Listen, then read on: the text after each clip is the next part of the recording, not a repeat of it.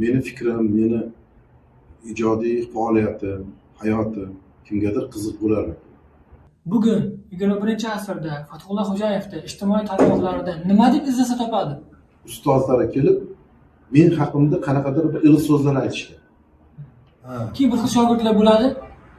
Zo'r deysizda, keyin bu yaramasa, menda nima ketib qoldi bo'ladi. Men aytmayman endi hozir. Kim aytganini, men aytganim yo'q. O'sha davrda shunaqa gap yurardi.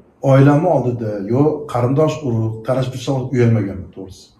Mana shu institutda o'qib yurgan paytingizda sizni bu talabalarga, ustozlarga tanitganingiz, diqqat sizga qarab. Ha, bor. Uchinchi toifasi bor. Ikkalamizni ham tanimaydi. Ikkalamizni ham tanimaydi-da, qarab turdim. Nima ekan bu? Buning uchun endi o'zbek millatining bolajoni qo'g'irchoq teatrini ko'rmasligi kerak. Bitta narsa bo'lgan ekanda, intervyuni kim beradi, sizmi, menmi?